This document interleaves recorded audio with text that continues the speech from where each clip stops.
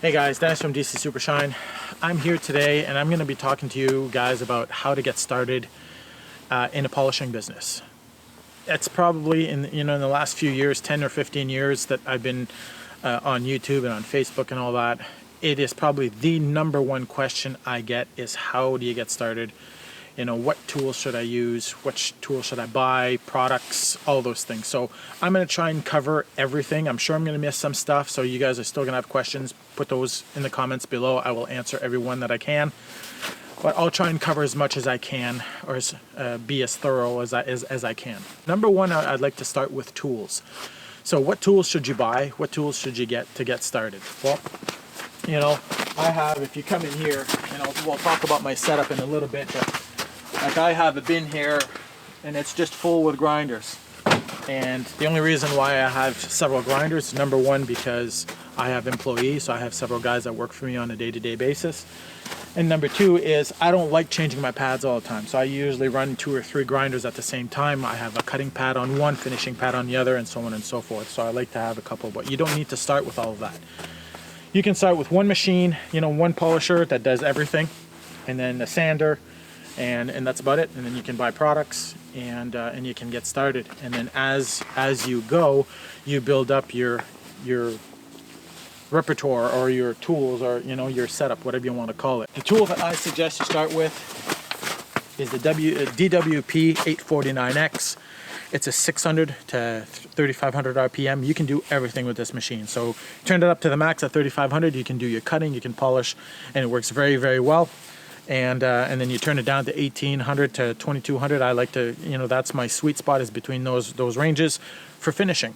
So this can do all of the polishing for you. It can even do some sanding as well, but I wouldn't start sanding with this machine if you're just starting out. The chances of screwing up are pretty great. This is hard to screw up with this little thing. It's orbital, it's pretty forgiving. And you don't have to buy a DeWalt or a Bosch to start with. Like, these are probably around $130, whatever, here in Canada. You can go to Arbor Freight and buy one of these for 29 bucks. Okay, I was looking the other day on the site. They're anywhere between $29 to $60, and it's perfect to get you started. They're not going to last very long, but to get you started and to get you making some money so you can buy better tools later on, it's definitely the way to go. For your polisher, you can buy these variable speeds at Home Depot or at Arbor Freight. Here in Canada, I would go to Canadian Tire. They have all sorts of different brands that you could choose from. So for tools, that's what I would start with. Products, then you're just looking at some pads. You'd be looking at some pads. You want to get some cutting pads and some finishing pads. Get a cutting bar and a finishing bar. So there's all sorts of bars out there. There's medium cuts and heavy cuts and finishings and all sorts of different colors and all this stuff. Whatever brand that you choose, these are my bars here, but whatever brand that you choose to use will work to get you started. There's no polish out there that's not going to do the job. Now, some will do the job better, some will do the job quicker, but all compounds will still polish. So a lot of people think that they have to spend all sorts of money to get set up to be able to start their business. It's totally untrue. I started in a 1995 Dodge, well, actually no, it was older than that, but at one point I had a 1995 Dodge Neon. It was just a little car, and I put everything in my trunk, and that's the car that I used to go to work. I didn't have a truck, I didn't have a trailer, I didn't have anything like that. And I just shove everything in the trailer and go to job, and that's what got me started. That's years ago. That's what got me around. That's all I had. That's all I could afford, and that's how I started. So you don't need to buy a trailer. And this little trailer, people tease me all the time. They say I can take my trailer and put it in the back of my truck. They don't understand why I don't upgrade trailers. Well, there's a couple reasons for that. First of all, it's paid for. I've had this trailer since 2008. Cost me $1,300, and I made a lot of money with this little trailer. And another reason is gas doesn't change. Gas consumption right now, the gas prices are outrageous, and my gas consumption on my truck doesn't change whenever I pull this little trailer. It's probably, with everything in it, it's probably around 700 or 800 pounds. And I don't need anything bigger. It's a nice little puzzle to fit everything in there. Everything's nice and tight and neat, doesn't move, so it works for me. You don't need a shop, you don't need that kind of thing. I tried having a shop a few years back, and it's nice to have. You get the people to come to you and all this stuff. But I'd been in business for probably 10 or 15 years before I even got my first shop. And all my customers knew me as being mobile, as going to them. So they weren't coming to me, I was still going to them, and I still was paying expenses for the shop. And a shop can be quite costly, on a month-to-month basis whenever you're not getting enough business generated that's working in the shop. So I had it for a couple years and decided to just, stick with what works, and being 100% mobile, using somebody else's shop, using their power. It keeps my costs down. I don't have any extra added monthly expenses, and all that money I was able to, pay off my truck and pay off all my stuff and not have any payments. So it worked well for me. Next one would be how to find customers. So, and this is this is probably the hardest thing for a lot of the new people out there that want to start in any business, really, is finding new customers. And it's not easy. You're going to get a lot of no's. You're going to get a lot of people that are not interested in all this stuff, and you just have to fight through that and just keep on moving. Whenever I first started, it took at least 4 or 5 years before I made any money. My first year was working for less than $5 an hour, and but I just fought through that. I tried to make it work.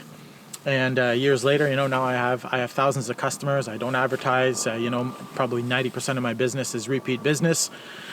But it took a while to get there. So you just have to fight through that. And a couple tricks of getting, starting with new customers is offering discounts, offering to maybe do, if the guy has 3 trucks, for example, you say, listen, I'll do your first truck for free, and just to show you what I can do, and then I'll do the other trucks and I'll charge you this amount.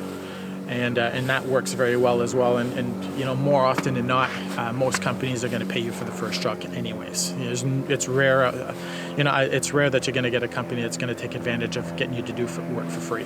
Another way too is just banging on doors. Just the more, it's a numbers game. The more doors that you go bang on, the more people that you talk to, the more chances of you getting a yes and then getting some business, and then you can start doing. And not a lot of people want to do polishing, so it's not as hard as you'd probably think. Pricing, that's another huge question that I get, especially from polishers that are just starting out, or even polishers that have been in the business for a couple years. Is pricing. How do I price my stuff? Well, it's a hard question to answer, because number one, it can vary on location. It can vary on what do you think your time is worth, basically. So is your time worth $25 an hour or $85 an hour? So you have to figure that out, and what are you happy with working for? So if you're happy with making $25 an hour, charge that. If you're not happy with that, charge more.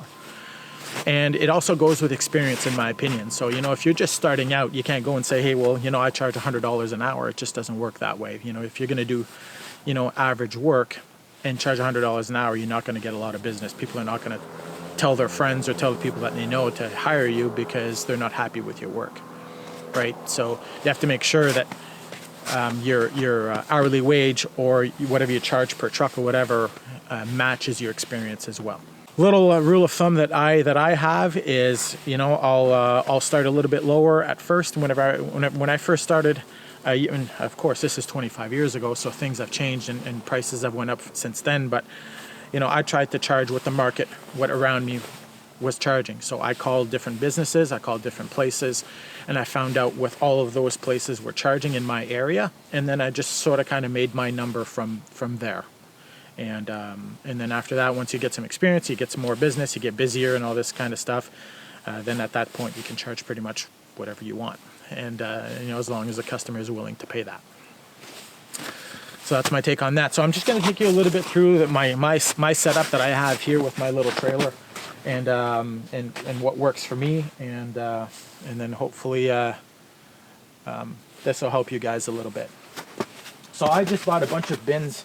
They call them pack outs or whatever. I just have like the rigid pack out here. They have them for Milwaukee and DeWalt and all that kind of thing. They're just like these little toolboxes, I guess. And then I just separate everything. All my liquid polishes, I put them all in the same bin. And then the little bin underneath has all my sockets and all my tools. And then this big bin here, I just have all of my bars, my extra bars, because all the bars that I use on a day-to-day basis, I usually put them in milk crates. And the reason why I like milk crates is because this is what I used to sit on. So, you know, I use it to store the stuff whenever it's in the trailer and I'm traveling, and then whenever I get to the job site, I take the pads out, or I take a few items out, and it's usually the stuff that we're using that day anyways, and then I can just turn the crate around. I put one of my mats on the crate and I sit on that, and I use that as a seat to work.